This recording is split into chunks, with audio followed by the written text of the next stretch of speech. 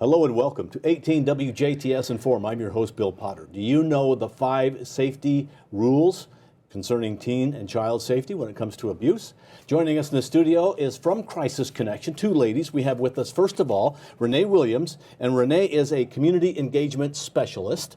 We also have with us Autaumn Gogel. Autaumn is the prevention specialist with Crisis Connection.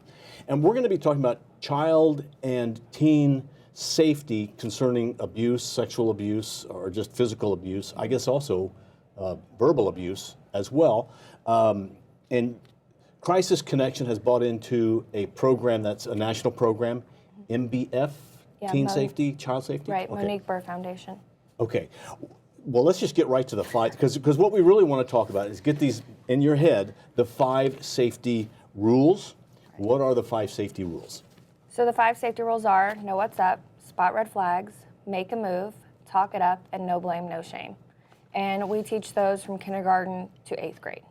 When you say you teach those, you mean you go into the school or you show up at different events and you talk to kids about it? Right, so we're in Du Bois County, Spencer County, Perry County schools and surrounding areas. And we talk with kindergarten through 8th. But in the curriculum, that does go in all those grades, but then it's kind of age appropriate. So in kindergarten, we talk about abuse to your body and abuse with words. And then in 5th grade, it's physical abuse, emotional abuse, sexual abuse, and neglect. So it is age appropriate. Okay, and I have to ask this, why is there a need? Does this really happen in the counties we live in? Right, yes, there is definitely a need. It does happen in our counties. It is happening here. And sometimes, we get students that, oh wow, or teachers, oh wow, and it is in the curriculum, like it is happening here. We teach them it does happen, what to do if it does happen, how to get help, who to reach out for help, and things like that. Okay, so what age roughly, kindergarten? Yeah, kindergarten through 8th is what we're in okay. for the Monique Burr Foundation, for that curriculum, for the Child Safety Matters is what we're in. Okay, so let's talk about the 5 safety rules, and you mentioned them, but let's go with number 1. What do you mean by know what's up? Well, the motions for know what's up is know what's up. So all 5 safety rules have motions to go with them. So it kind of makes it a little fun and a little more interactive for the kids to. Right. Easier for them to remember. Right. So in kindergarten, we teach them knowing what's up means knowing their first and last name, knowing their parent or guardian's names and phone numbers, and the address of where they live. Obviously, you're not going to tell an 8th grader you need to know your first and last name, but we teach them that they need to know their address, because surprisingly, we have kids in high school that don't have their address memorized. So it's important that they memorize their address and their parent or guardian's phone numbers. Especially today with cell phones. People don't have numbers necessarily memorized because you can just go to your contacts, click a button, and so it is important that they do have at least one number memorized in case of an emergency, in case somebody needs to get a hold of their parents, or the phone dies, phone breaks, they lose their cell phone. Right, so they're still able to reach them using somebody else's phone. Okay, and now spot red flags.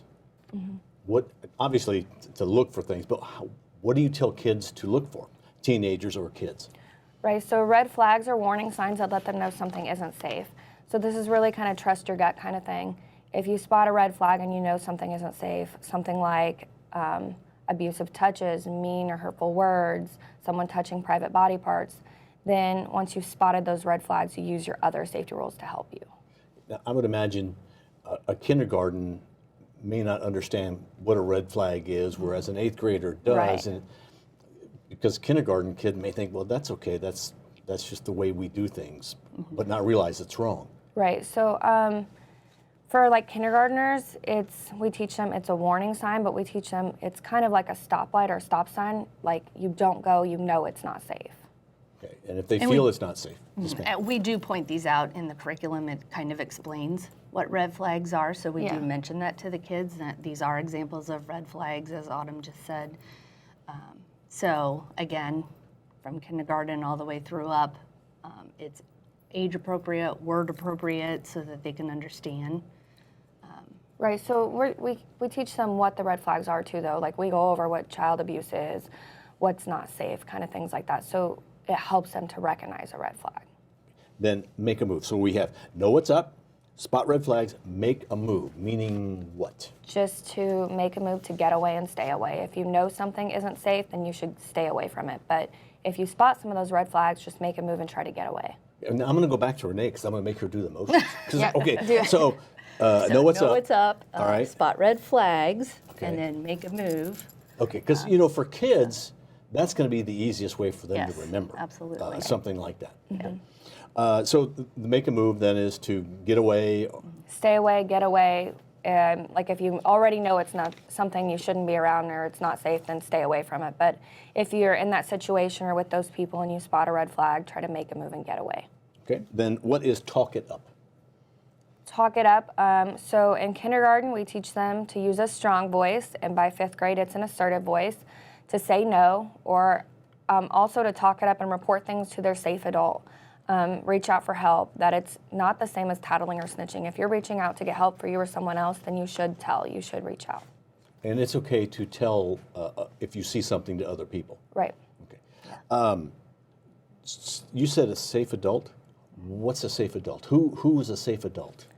We want them to pick 2 safe adults in their lives. We try to get them to choose one that lives with them and one that doesn't. They can have more than 2 safe adults, but we'd like them to have at least 2.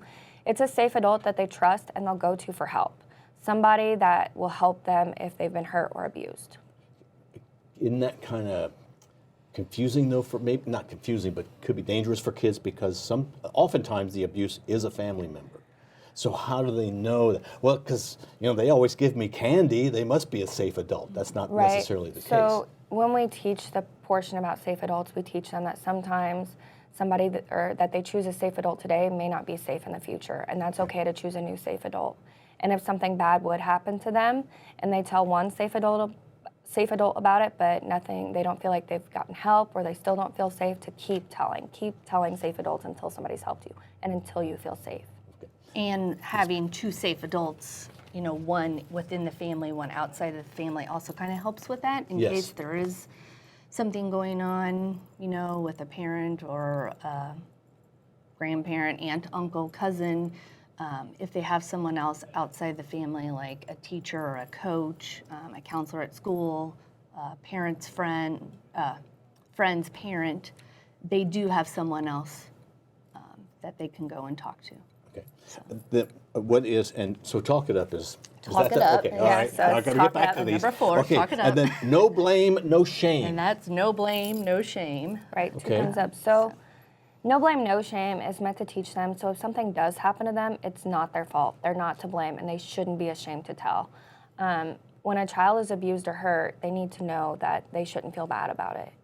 They can still talk it up and reach out for help. So yeah, and if something has happened in the past, 4 or 5 years ago, and they've never shared it, it's never too late to tell. Right. So a lot of times when things do happen, they don't tell right away. So it is important for them to know that. We want them to feel safe that they can disclose that information at any point. And we're talking about what you're teaching kids, but we also, isn't there a rule in our law in Indiana that everybody is not a first mandatory reporter, right? Mm-hmm. Okay, and what is that? So if any adult suspects child abuse, or if a child has disclosed, by law, they are mandated to report. So whether that's calling the DCS hotline or calling law enforcement, it is adults' responsibility to report that, and it is ultimately adults' responsibility to keep children safe as well. So if kids come home and they're making these funny motions and they're talking about these things, that's a good thing because they're learning from what Crisis Connection is in the schools teaching kids. Do you get invited by the school, or how do you arrange that?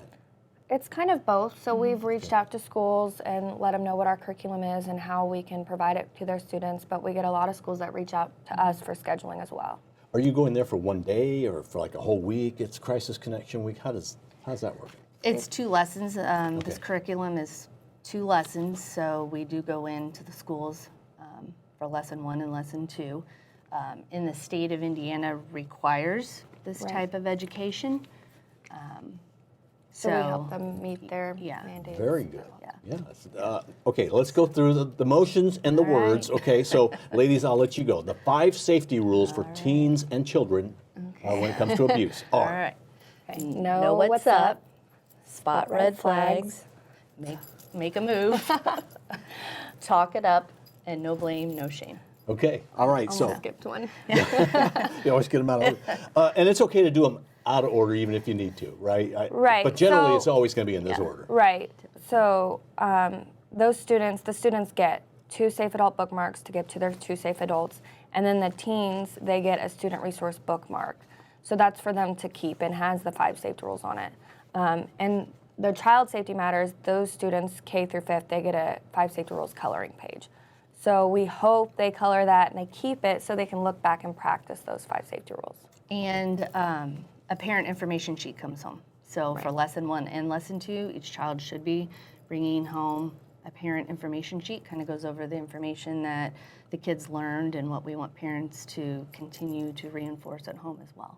And Crisis Connections work does not end when school ends. You're doing things throughout the summer, different events. Yeah. So we're kind of going with the theme and the child safety, teen safety matters, taking it into the summer.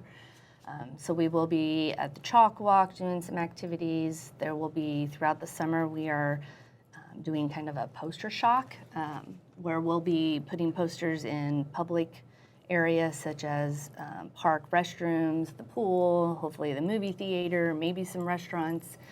Just kind of a reminder to kids and parents of these 5 safety rules. We're doing some programming with the area libraries. So we're doing story time with a purpose. We're going to go in, read a story to the kids, kind of give a short lesson what the story is about, and then we have some fun activities and crafts to do with them. So we will be doing that throughout the summer as well. And really, we're hoping to get some parent education. So once school starts, the kids will be getting this lesson. We also hope to educate the parents and do the same program so that they are aware of what their kids are learning, and again, so they can continue to reinforce this with the kids. Excellent. Thank you for the work that Crisis Connection does. And we do want to make sure that you know, if you ever are in a situation where you need to talk to somebody, make sure you call the Crisis Connection hotline, whether you're an adult, a teen, or a child, and that's 800-245-4580. 800-245-4580. And you can remain anonymous, I believe. Absolutely. Okay. All right. Well, child and teen safety matters. Once again, the 5 rules are: know what's up, spot red flags, make a move, talk it up, no blame, no shame. Ladies, thank you for being our guests. Thank you. Our guests have been Renee Williams. She is the Community Engagement Specialist for Crisis Connection, and Autaumn Gogel. She is the Prevention Specialist with Crisis Connection. Thank you for being on our show, and thank you for watching 18 WJTS. We are local people watching local people.